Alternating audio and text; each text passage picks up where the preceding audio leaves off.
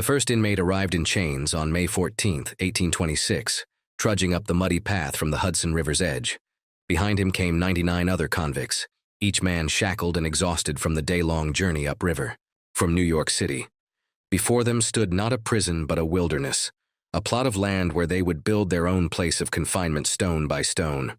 This was the beginning of Sing Sing, a name derived from the Native American phrase sint sink, meaning stone upon stone, a grimly appropriate moniker for what would become America's most notorious maximum security prison. Captain Elam Linz, the prison's first warden, watched with steely eyes as his human cargo disembarked. A former military man with a reputation for brutal discipline, Linz believed imprisonment should be a punishing experience. His philosophy was simple: break the spirit through rigorous labor, enforced silence, and physical punishment. There would be no tools provided to these men beyond what was absolutely necessary to construct the prison. Each night, they would sleep in an old river barge chained together until they had built enough cells to house themselves.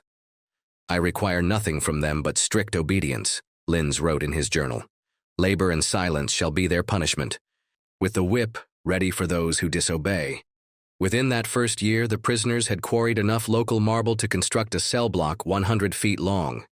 The cells themselves were minuscule, 7 feet deep, 3 feet wide, and 6.5 feet high, barely large enough for a grown man to lie down. The conditions were deliberately harsh, embodying the Auburn system of prison discipline that emphasized hard labor by day and isolation by night. As reported in the New York Evening Post of 1828, the new prison rising on the banks of the Hudson presents a most formidable aspect.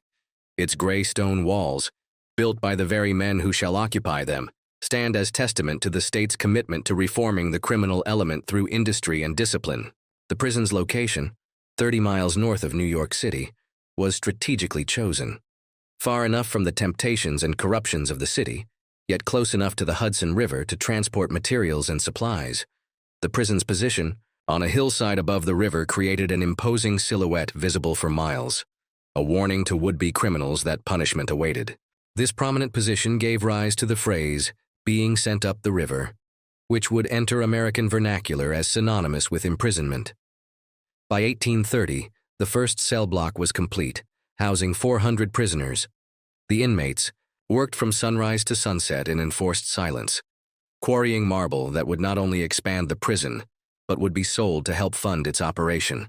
Sing Sing marble would eventually be used in the construction of prominent buildings throughout New York, including City Hall, the New York University campus, and Grace Church.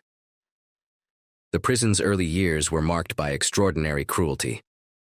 Infractions of any kind, speaking, slowing pace of work, or even improper eye contact resulted in flogging. The infamous shower bath punishment involved dousing prisoners with cold water while they were strapped to a chair, sometimes resulting in death. Escapes were rare but not unheard of. Those caught were made examples of with public whippings. Yet despite, or perhaps because of, its harsh conditions, Sing Sing quickly gained notoriety. By 1840, it had become the largest prison in the United States and a model for penal institutions nationwide. Foreign dignitaries and prison reformers traveled to Ossining to witness the miracle of Sing Sing, a self-sustaining prison where hundreds of the most dangerous criminals worked in apparent harmony and perfect silence, all under the supervision of a mere handful of guards armed primarily with whips. As the 19th century progressed, Sing Sing became more than just a prison. It became a symbol of American justice, stern, unforgiving, and deeply rooted in the belief that hard labor and strict discipline could reform even the most hardened criminal. But the shadows cast by its walls would only grow darker in the decades to come. The 1850s brought winds of change to Sing Sing's stone corridors. Following growing public concern about prison conditions, a new warden arrived in 1854, Gaylord Hubble, a man with radical ideas about prisoner rehabilitation. Unlike his predecessors, Hubble believed that education and moral instruction might succeed where the whip had failed. The prisoner must be improved, not merely punished, Hubble wrote in his first annual report. We must appeal to the better nature that exists in even the most depraved of men. Under Hubble's direction, Sing Sing established its first library, and began offering basic education to inmates. Religious services became a central part of prison life, rather than an afterthought. Perhaps most controversially, he reduced corporal punishment, though the shower bath and other torturous practices continued in modified forms. This reform era coincided with increased public fascination with Sing Sing. The New York Tribune regularly published accounts of life inside the prison, with reporter Horace Greeley writing in 1856, "The prison at Sing Sing stands as both warning and hope, warning to those who would stray from lawful paths, and hope that even the fallen may rise again through discipline and moral instruction." Yet these reforms faced fierce resistance from guards accustomed to ruling by fear, and from politicians who believed prison should be a deterrent above all else. The tension between punishment and rehabilitation that would define American penology for the next century was already evident within Sing Sing's walls. The Civil War years brought new challenges. Many guards enlisted in the Union Army, leaving the prison dangerously understaffed. Rumors of Confederate plots to free the prisoners and arm them against New York City led to increased military presence around the facility. By 1863, nearly 100 soldiers were stationed at Sing Sing, their bayonets fixed as they patrolled the perimeter. As documented in Harper's Weekly from July 1863, the prison at Sing Sing now resembles a military encampment as much as a penal institution, with Union soldiers standing watch alongside civilian guards, all vigilant against the threat of Southern sympathizers who might seek to transform these criminals into an army against our great metropolis. Female prisoners had been housed at Sing Sing since 1839 in a separate building known as the Mount Pleasant Female Prison. By the 1860s, this women's facility had developed its own distinct approach to incarceration, focusing on domestic skills and religious instruction. The female warden, Mrs. Caroline Humphrey, implemented a classification system, separating first-time offenders from hardened cases that was considered revolutionary for its time. The post-Civil War era brought increased industrialization to Sing Sing. The prison's marble quarry was supplemented by manufacturing facilities producing furniture, shoes, clothing, and other goods. These prison industries became increasingly profitable, with inmates working 10-hour days for no compensation.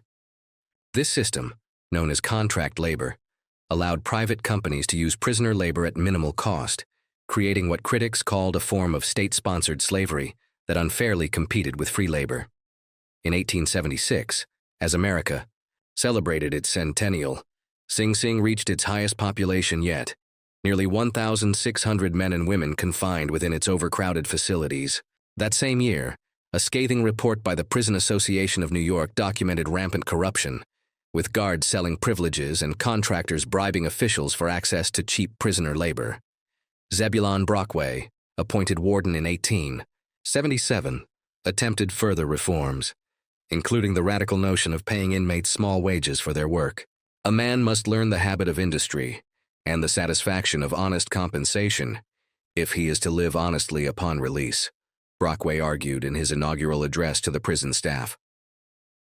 By the close of the 19th century, Sing Sing had evolved from Captain Lynn's experiment in pure punishment to a complex institution reflecting America's uncertain approach to criminal justice. Its imposing cell blocks now housed not just murderers and thieves, but political prisoners, immigrants caught in cultural misunderstandings, and the mentally ill who had nowhere else to go.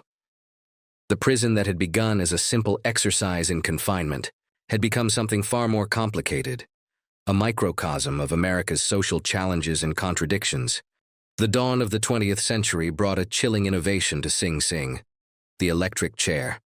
On August 6, 1990, William Kemmler became the first person in the world to be legally executed by electricity, though not at Sing Sing, but at Auburn Prison. By 1903, executions had been centralized at Sing Sing, and the chair, soon nicknamed Old Sparky, was installed in a dedicated death chamber. The first man to die in Sing Sing's electrics chair was Harry Furlong, executed on July 7, 1903, for the murder of his wife. By the end of the century, more than 600 men and women would follow him, making Sing Sing's death house the busiest execution chamber in the United States. The New York Times, reporting on the new execution facility in 1900, and described it as a modern chamber designed with clinical efficiency, where the awesome power of electricity is harnessed to serve the ultimate punishment of the law. The death house quickly developed its own grim customs. Condemned prisoners were housed in a separate building, their cells arranged in a semicircle facing the room containing the electric chair. This architectural arrangement meant that each prisoner could see the door through which others would pass to their death, but not the execution itself. The psychological torture of this setup was intentional, a final punishment before the ultimate one. Julius and Ethel Rosenberg, convicted of espionage in the height of the Cold War, perhaps became Sing Sing's most famous execution victims when they died in Old Sparky on June 19, 1953. Their case captured international attention and remains controversial to this day. As they were led to the chair, supporters and protesters gathered outside the prison gates, a scene that would be repeated countless times throughout Sing Sing's history. The presence of the death house transformed Sing Sing's character.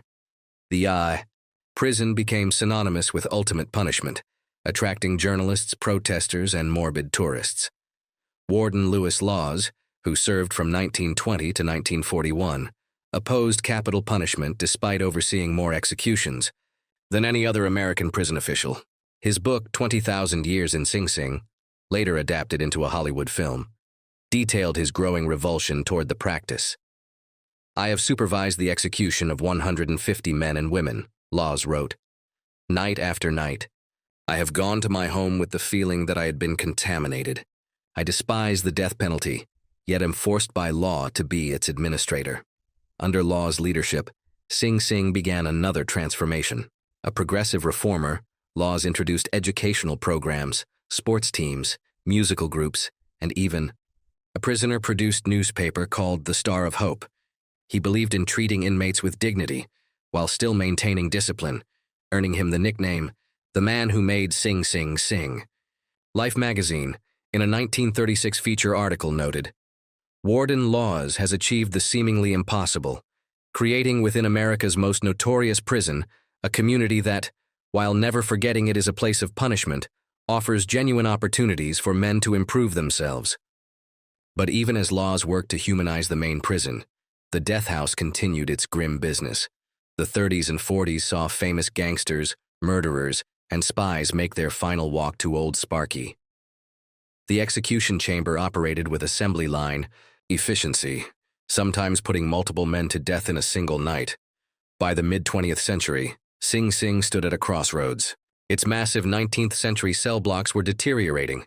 Its industries were becoming obsolete as manufacturing left the Northeast, and growing civil rights concerns were raising questions about the American justice system as a whole.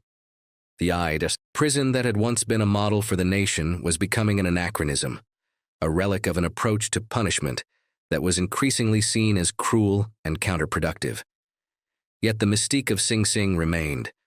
Books, films, and television shows regularly featured the prison, cementing its place in American popular culture. To be sent up the river to Sing Sing remained one of the most dreaded fates in the criminal justice system, a phrase that carried with it nearly a century and a half of fear and intimidation. The 1960s and 70s brought unprecedented turmoil to American prisons, and Sing Sing was no exception.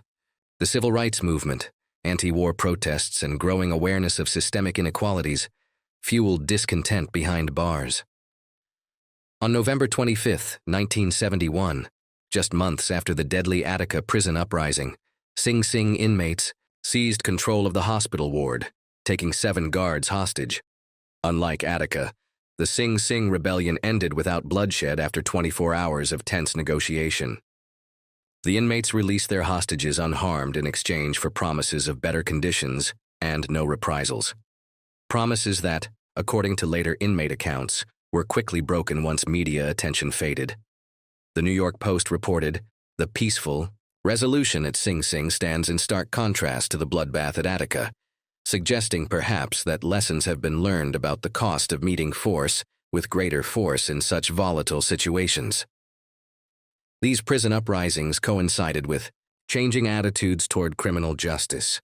In 1972, furious debate erupted when the U.S. Supreme Court